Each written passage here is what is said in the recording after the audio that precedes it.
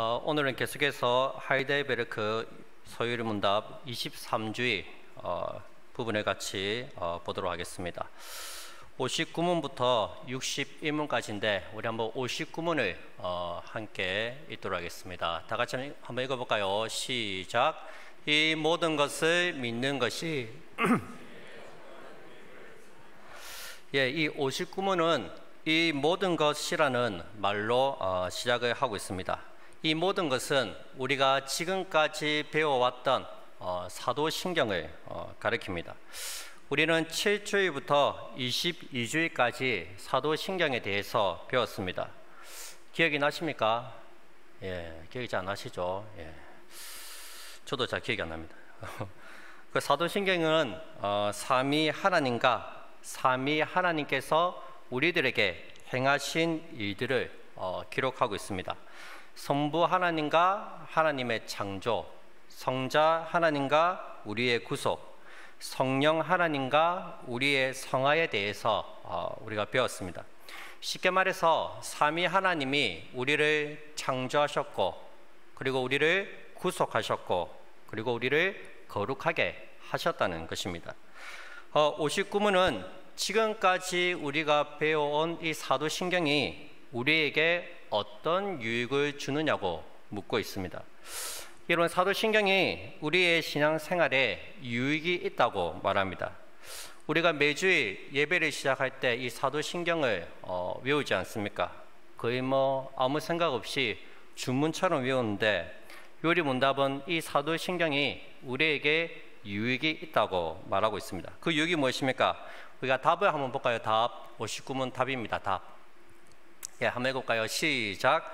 그리스도 안에서 나는 하나님 앞에 의롭게 되며 영원한 생명의 상속자가 됩니다. 아멘. 사도신경을 통해서 얻는 유익이 두 가지입니다. 바로 의롭게 되는 것과 또 한 가지는 영원한 생명을 상속받게 된다는 것입니다. 여러분, 우리가 어떻게 의롭게 됩니까? 답을 보시면 그리스도 안에 있을 때에 나는 하나님 앞에서 의롭게 된다고 말하고 있습니다. 예수님의 십자가의 사역을 통해서 우리의 죄가 용서받고 이제 하나님 앞에 섰을 때 의롭다고 칭함을 받는 것입니다. 이것을 칭의라고 합니다. 법정적 용어죠. 의롭다고 봐주시는 겁니다. 그리고 의롭게 된 신자는 영원한 생명의 상속자가 된다고 말하고 있습니다. 여기서 왜 상속자라는 표현을 썼을까요? 우리가 유산을 물려받으려면 부모님이 죽어야 합니다. 부모님이 죽어야지 유산을 물려받습니다. 우리 주님이 가지고 계신 유산은 영원한 생명입니다. 영원한 생명을 가진 존재만이 영원한 생명을 물려줄 수 있습니다. 뉴스를 보니까 이번에 신천지의 그 이만희가 코로나 이 방역을 방해한 것 때문에 구속이 되는 것을 보았습니다. 잘된 일이죠.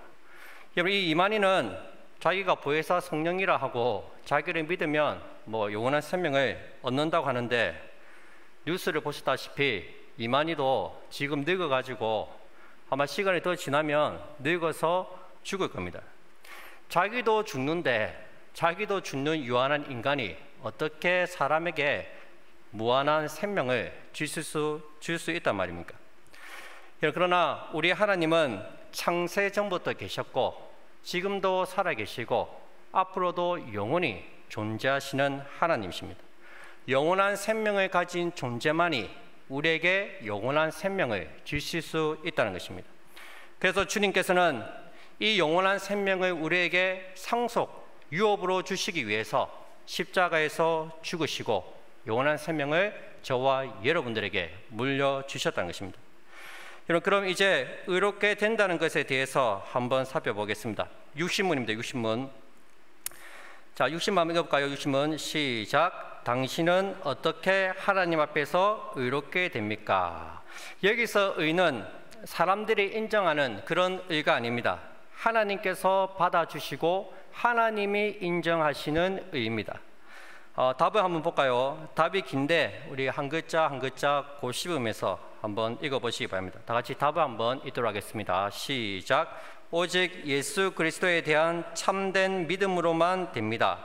비록 내가 하나님의 계명을 크게 어겼고 단 하나도 지키지 않았으며 여전히 모든 악으로 향하는 성향이 있다고 나의 양심이 고소하지만 하나님께서는 나의 공로가 전혀 없이 순전한 은혜로 그리스도에 온전히 만족해 하신가 의로움과 거룩함을 선물로 주십니다. 하나님께서는 마치 나에게 죄가 전혀 없고 또한 내가 죄를 짓지 않는 것처럼 실로 그리스도께서 나를 위해 이루신 모든 순종을 내가 직접 이룬 것처럼 여겨 주십니다. 오직 믿음으로만 나는 이 선물을 받습니다. 아멘. 우리가 어떻게 하면 하나님 앞에서 의롭게 됩니까? 오직 예수 그리스도에 대한 참된 믿음으로만 의롭게 됩니다. 사람이 의롭게 되는 것은 어떤 선한 행위나 종교적인 수행을 통해서 되는 것이 아닙니다. 믿음으로 된다는 것입니다. 하나님을 믿는 사람이 의인이라는 것입니다. 오늘날 의인이 얼마나 많은지 모릅니다. 수레를 조금만 밀어줘도 의인입니다.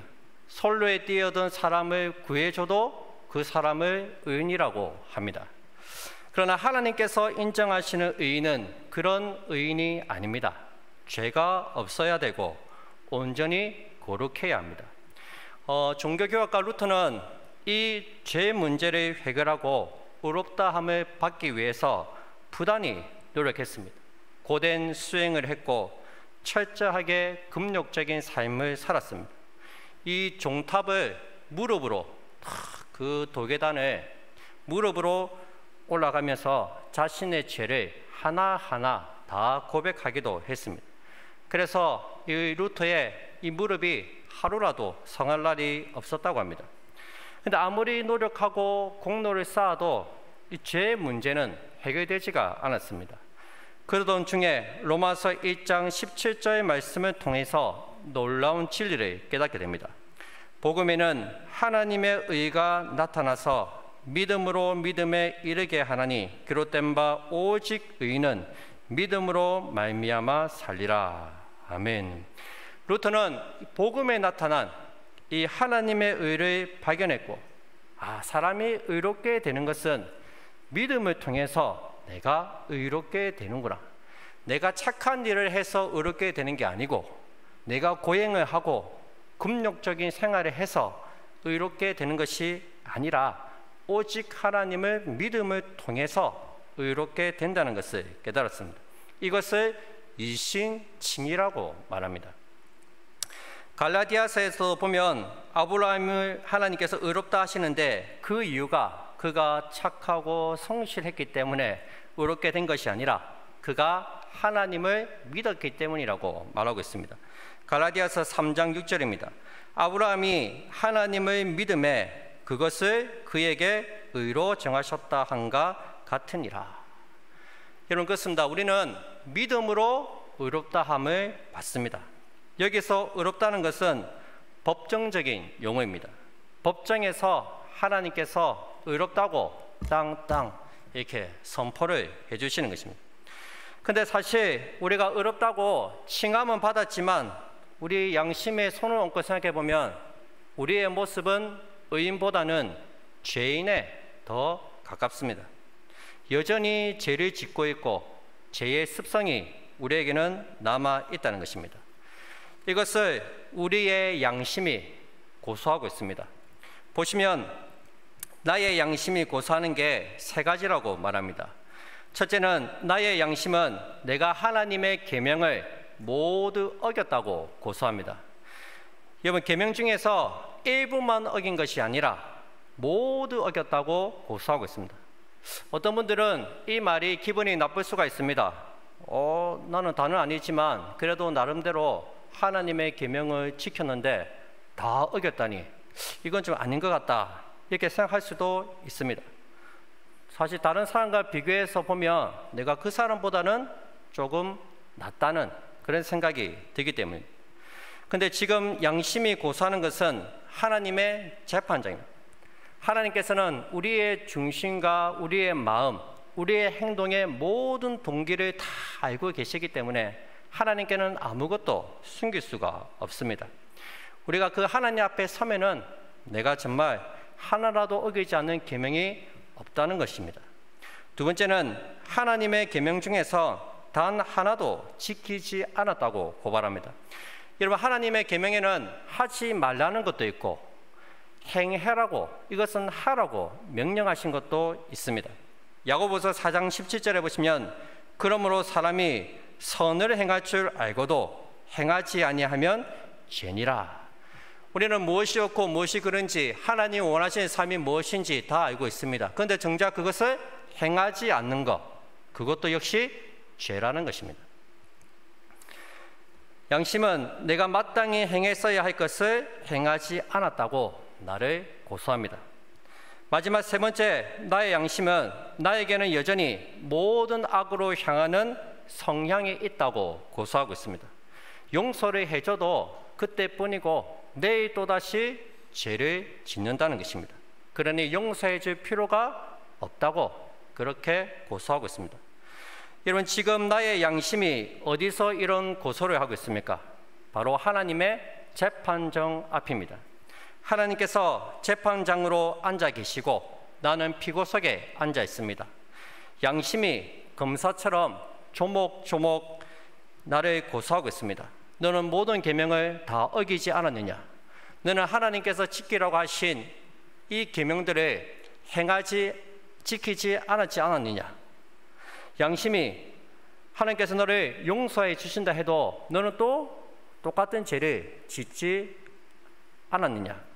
그런 식으로 양심이 검사가 되어서 우리의 죄를 하나하나 추궁을 하는 것입니다. 이런 고소에 대해서 사실 우리는 할 말이 없습니다.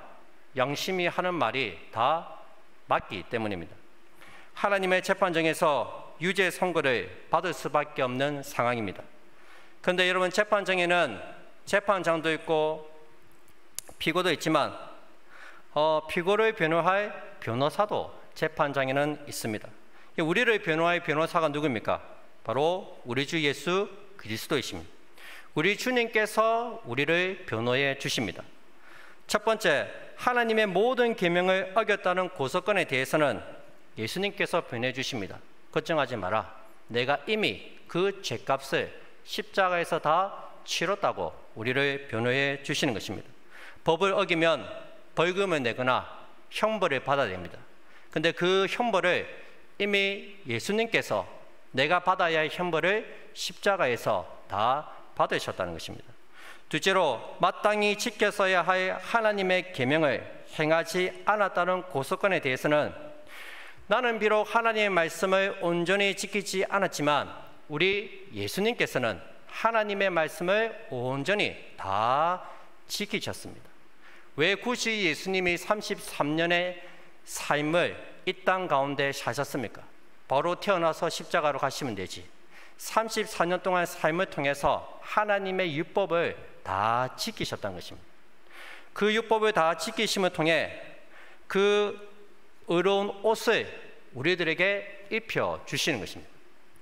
그래서 우리는 그 주님의 의의 옷을 입었기 때문에 하나님께서 보실 때 우리를 책망하시지 않고 계명을 다 지킨 것처럼 여겨 주신다는 것입니다.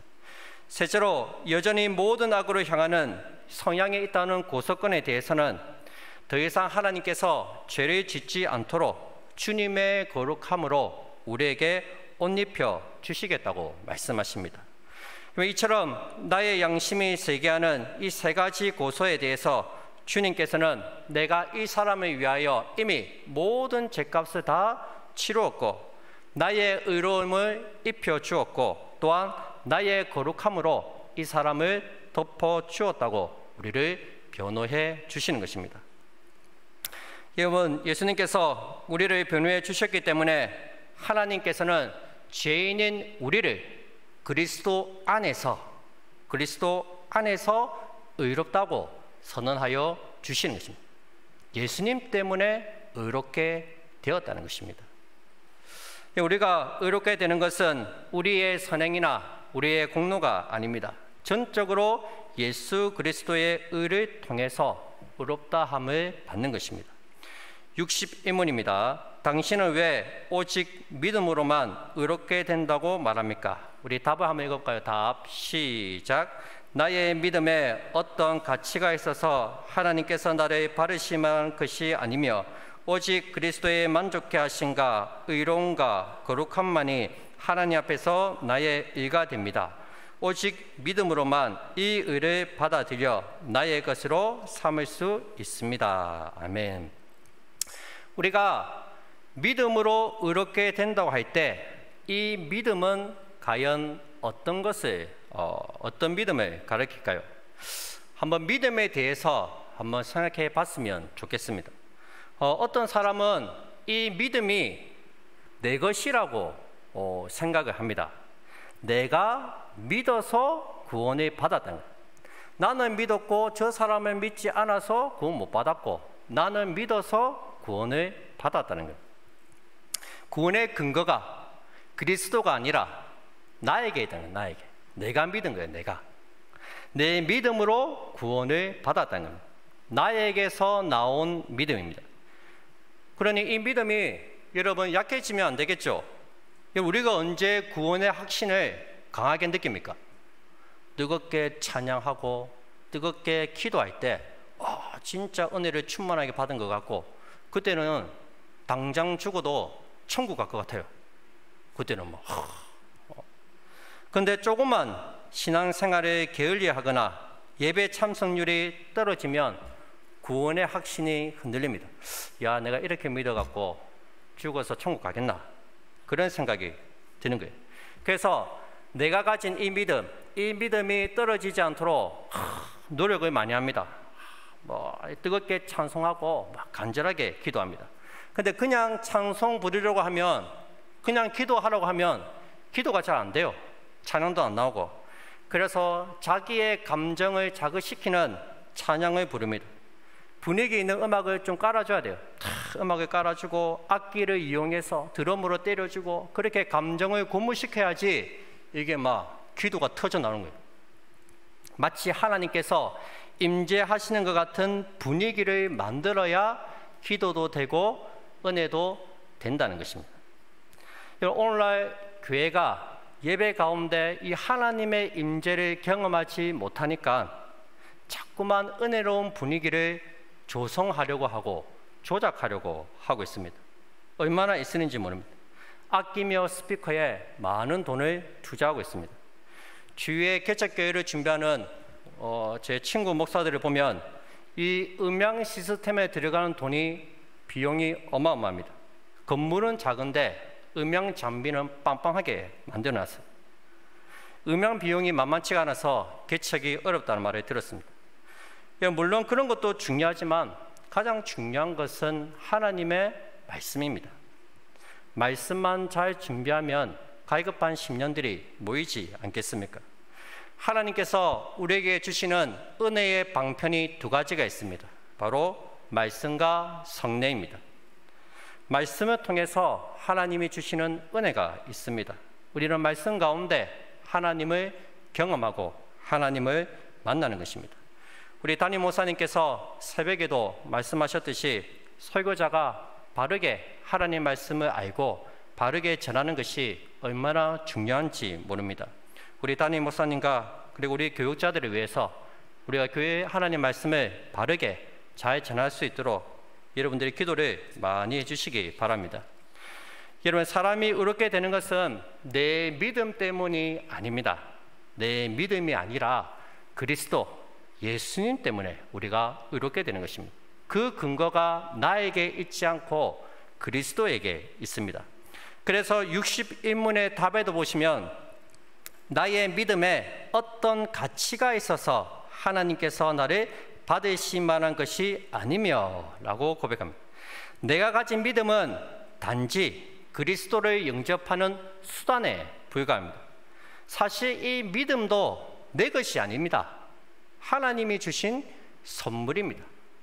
하나님이 믿게 해주셨기 때문에 내가 믿는 거예요. 하나님께서는 은혜로 나에게 믿음을 주셔서 그 믿음으로 그리스도를 영접하게 하십니다. 믿음은 단지 수단에 불과하다는 것입니다. 여러분, 어떤 사람이 물에 빠졌습니다. 그걸 보고 어떤 사람이 이제 튜브에다가 밧줄을 메어서 던져줬어요. 물에 빠진 사람은 어떻게 됩니까? 그 튜브를 잡아야지 이제 밖으로 나올 수 있겠죠. 그럼 그 사람을 구해준 것이 튜브입니까? 아니죠. 그 튜브가 아니라 그 튜브를 던져준 사람 때문에 이 사람이 구원을 받은 겁니다. 튜브는 단지 그 사람을 살리기 위한 수단에 불과하다는 것입니다. 중요한 것은 그 튜브를 던져준 사람이 중요하다는 것입니다. 이런 믿음은 우리가 구원을 얻기 위한 수단에 불과하다는 것입니다. 우리가 강조하고 초점을 맞춰야 할 분은 오직 예수 그리스도이십니다. 그래서 성경은 그리스도 안에서만 의롭게 된다는 것을 강조하고 있는 것입니다. 오직 예수님 밖에는 없음을 꼭 기억하시기 바랍니다. 말씀 맺겠습니다. 오늘 우리는 의롭다 함에 대해서 배웠습니다. 성경에서 의롭게 된다고 한 말은 믿는 그 순간만 의롭게 된다는 것이 아니라 신자의 삶 전체를 두고 의롭게 된다고 말하는 것입니다. 우리는 예수님의 믿음을 통해 의롭다고 칭함을 받습니다. 그러나 우리에게는 여전히 악으로 향하는 죄를 짓는 습성이 여전히 우리에게는 남아 있습니다. 의인이지만 또한 죄인의 습성이 남아 있다는 것입니다. 그런데 하나님께서는 우리의 죄악된 습성까지도 거룩하게 만드셔서 의롭다고 만드시는 것입니다. 그래서 의롭게 된다는 말은 내가 예수님을 믿은 순간뿐만 아니라 내 인생 전체를 통틀어서 하나님께서 나를 의롭게 만드신다는 말이 내포되어 있다는 것입니다. 우리의 삶 전체가 결국에는 의롭게 된다는 것입니다. 이처럼 그리스도의 은혜는 우리의 인생 전체를 포함하고 있습니다. 하나님께서는 내가 구원받은 그 순간만 은혜를 베푸신 것이 아니라 우리의 일생에 하나님의 은혜를 베푸셔서 우리를 인도해 가시는 것입니다. 이 하나님의 은혜가 얼마나 크고 얼마나 놀라운지 모릅니다. 우리 인생 전체가 하나님의 은혜 아래에 있음을 꼭 기억하시기 바랍니다. 우리는 하나님의 은혜로 의롭다함을 받았다, 구원을 받았다, 그것만 말하고 거기서 멈춰서는 안 됩니다. 우리 인생 전체를 봤을 때 하나님은 우리를 의롭다고 말씀하십니다. 그래서 우리는 날마다 거룩함을 추구하면서 날마다 하나님과 동행하는 복된 삶을 살아가야 합니다. 요즘에 부서별로 수련회를 준비한다고 다들 바쁘신 줄 압니다. 늘 수련회가 되면은 우리가 첫 번째 기도 제목이 무엇입니까? 이 아이가 하나님을 인격적으로 만나게 해달라. 그것이 늘 첫 번째 기도 제목입니다. 이를 위해서 기도하고 준비합니다. 근데 가끔씩 아이들도 자기가 헷갈릴 때가 있어요. 내가 하나님을 만난 것 같기도 하고 안 만난 것 같기도 하고, 분명히 그때는 눈물을 흘리면서 기도했는데 또 어쩔 때는 또 이렇게 안 만난 것 같단 말이죠.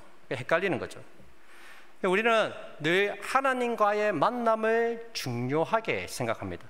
그러나 그것보다 더 중요한 것은 하나님과 동행하는 것입니다.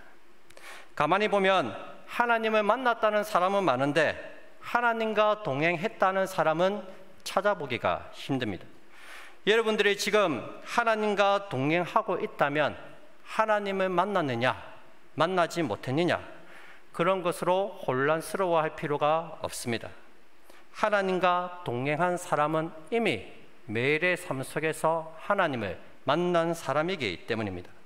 내가 지금 하나님과 동행하고 있지 않기 때문에 내가 하나님을 만났나 안 만났나 그렇게 고민을 하는 것입니다. 성경은 구원을 그리스도와의 결혼이라고 이야기합니다. 신부인 우리가 신랑 되신 그리스도와 결혼을 하게 된 것입니다. 여러분, 결혼하면 그걸로 끝입니까? 아니죠. 결혼하면 그때부터 새로운 시작입니다. 이제는 부부가 함께 마음을 맞추어서 평생을 살아가는 것입니다. 결혼을 해놓고 여전히 총각 때처럼 그렇게 행동하고 살아가서는 안 됩니다. 의롭다함을 받고 하나님을 만난 성도라면 매일의 삶 속에서 하나님과 동행하는 그런 삶을 살아가야 합니다. 그래서 성경은 언제나 이 하나님과의 동행을 강조하고 있습니다. 신구약에 나오는 성도들 대부분은 하나님과 동행했습니다. 그 대표적인 사람이 에녹입니다. 창세기 5장 24절입니다. 에녹이 하나님과 동행하더니 하나님이 그를 데려가심으로 세상에 있지 아니하였더라. 에녹이 하나님을 믿고 안 믿고 그런 말이 필요 없죠. 하나님과 동행했다. 그걸로 끝입니다.